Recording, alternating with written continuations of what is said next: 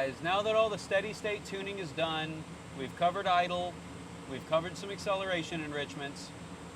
What we're going to do is, the car's nice and warmed up, we're going to do some ramp pulls now. Now, because the steady state tuning was done, and I've already done a few ramps, the fuel table is pretty darn dialed in. But what I'm going to do is show you what I've been working on and kind of a bit through my process. We're going to move air-fuel ratio around a little bit. We're going to move ignition timing around a little bit. We're going to see, can we make a little bit more power today? What I'm going to do is I'm going to go ahead and clear all of the auto plots that we currently have up. This way we start from fresh. We'll do a pull. We will then work on fuel first. We'll lean fuel out. We'll add fuel.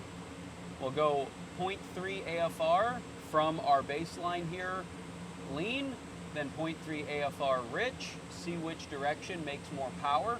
That'll help us decide where do we want to put the air-fuel ratio target. Then we will start working on moving our ignition timing. First, we'll decrease ignition timing and do a pull, and then we will increase ignition timing and do a pull and see what nets us the most power.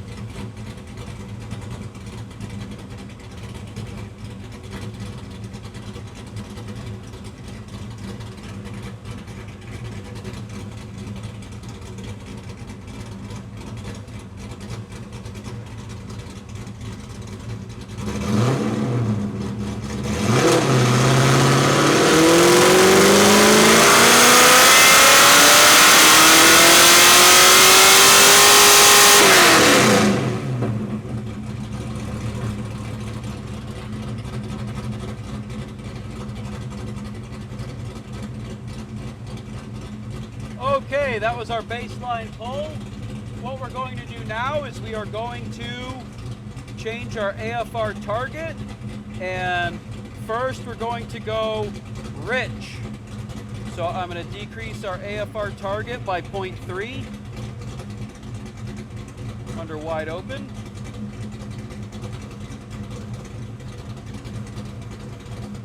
Let's do another pull.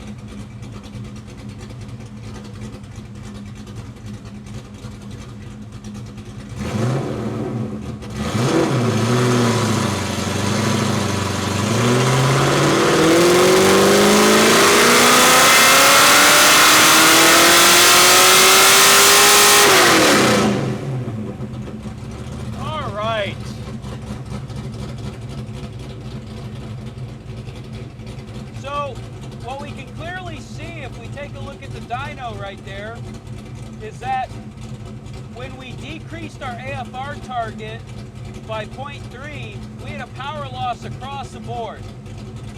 This tells me that we're going in the wrong direction. This is too much fuel. The engine's a bit too fat. Let's take a look at what our targets are currently. Right now I'm starting the pull around 12.5 target, and by the end of the pull we're targeting around 12.1, 12.2 air-fuel ratio. We're getting exactly what I would expect. This is an air-fuel ratio target that I would run at a mild boost application all the way up to kind of moderate boost depending on the build.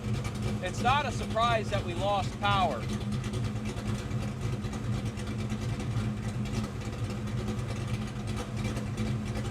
What I'm going to do is I'm going to put the 0.3 back.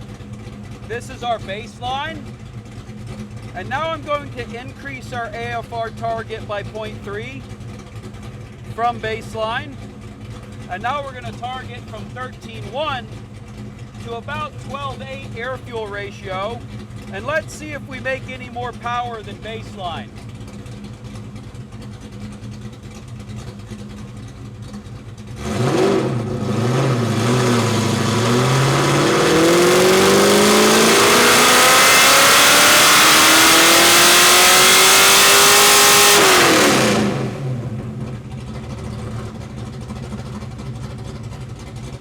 All right, I'm going to shut this down so you guys can hear me talk. Okay, now what exactly are we looking at here? We can see that from baseline, increasing our air-fuel ratio target on this build has increased horsepower. We did this real time with no downtime, no cool-off time between pulls. Our baseline pull is red. Our green pull was more fuel. Our orange pull was less fuel. So our baseline made the most power. But is that because the engine was shut down and it was the coolest pull? What we're going to do is decrease our air-fuel ratio target back to the baseline and see, do we make baseline power numbers again? Or is this just heat soaked from back-to-back pulls on the dyno? Remember, if we're going to make changes, we have to make sure that we make changes with good data. Otherwise, we're just guessing.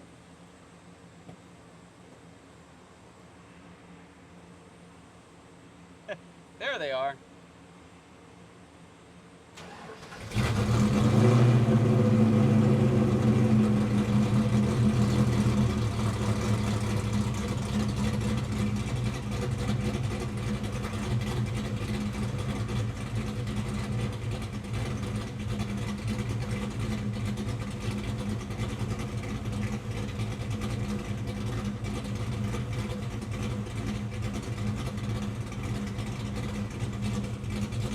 All right, let's get this pull started.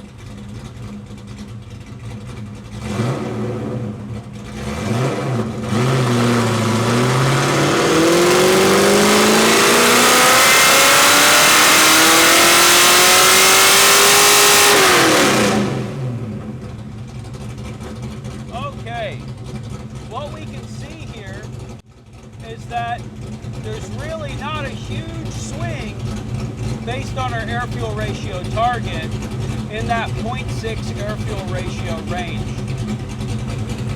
What this tells me is that the richer target may make more power with more addition timing, and it may not. What we're going to do is we're going to leave the air-fuel ratio target at our baseline, because that's what I usually target when I tune this engine, or this engine family, because it's between 12.8 to 12.5. Kind of like a Coyote or an LS.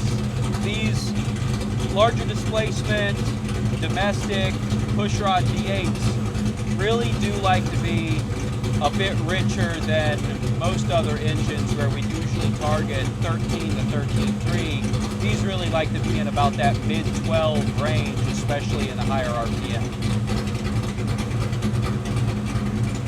All right, now let's play with some ignition timing. So here's the ignition timing we're currently looking at. The first thing I'm going to do is I'm going to remove 2 degrees of ignition timing, and we're going to see what that does to power output. Now, because all of these pulls back to back made about the same amount of power, I'm going to go ahead and get rid of the last few.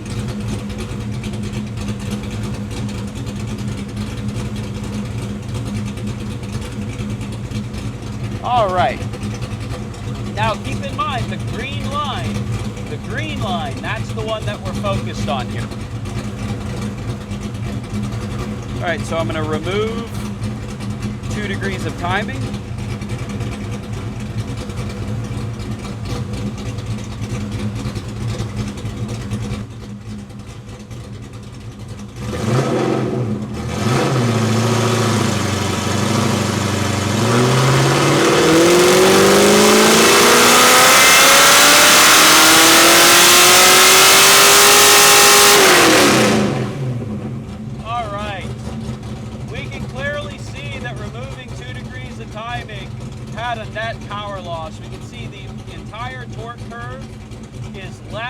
green line, that means we definitely have a net power loss here.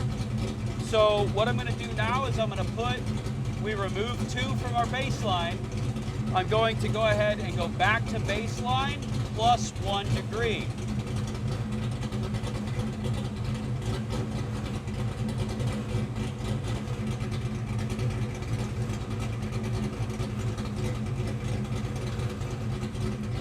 All right, let's see if we make any more power with an extra degree of timing over baseline.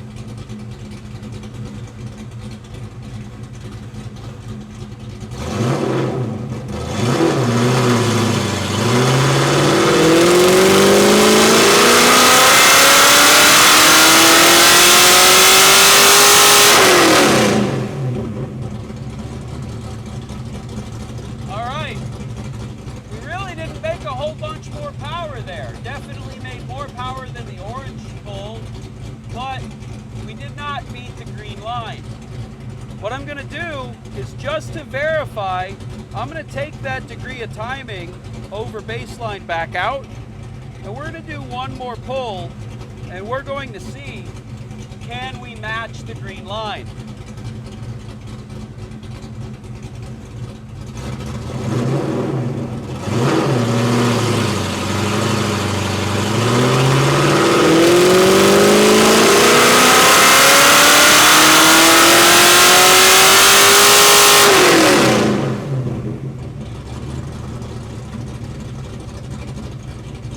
Now that looks like a power loss from the extra degree. However, we've been doing back-to-back pulls. The engine is properly heat soaked. So I think in order to figure out exactly what's going to make the most power here, we're going to have to let this engine cool off between pulls. But this engine's going to be absolutely thrashed on track. Because it's going to be absolutely thrashed, there's really absolutely no reason for us to put more timing in it than necessary. Yes, all of us want as much power as possible. However, in this scenario, the best thing that we can do is try and flatten that torque curve out. So let's work on doing that. So, we have a small horsepower dip right around 4,000 RPM. Let's add timing just there. Let's work on 4,000 RPM and see if we can flatten that out.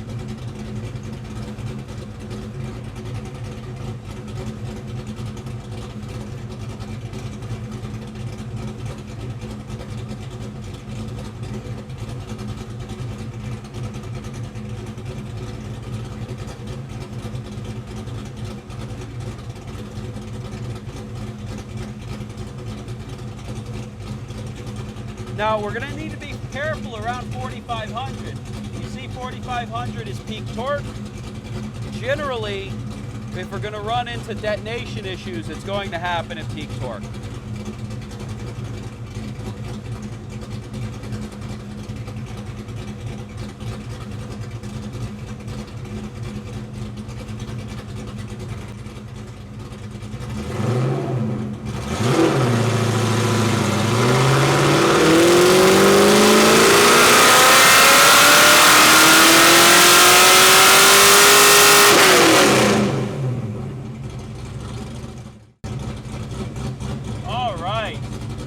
Now we can see that the gray pull, we managed to match the green pull.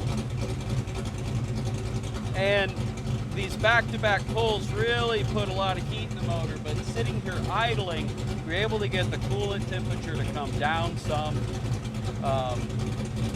Now, we can definitely see we made some gains around 4,000 RPM. So what I'm going to do is I am going to clear the last few plots.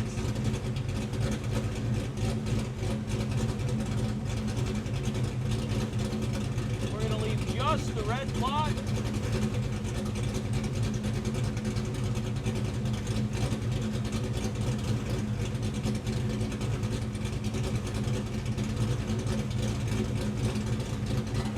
I'm going to let this car cool down a little bit, and then we're going to see what it does after a 5-minute rest. 5 minutes later. All right, the hero pull starts in 3, 2, 1.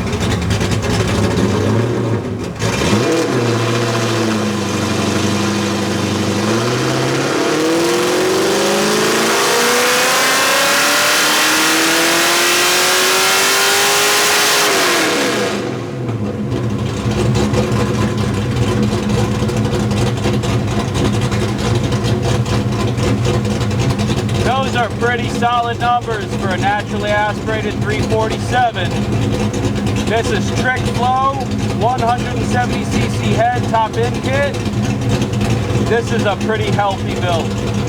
Great numbers, especially on a hub dyno.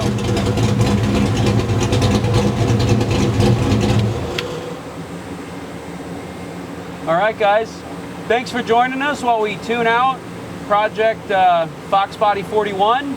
If you want to see us cover anything else with this vehicle or others, let us know. Reach out.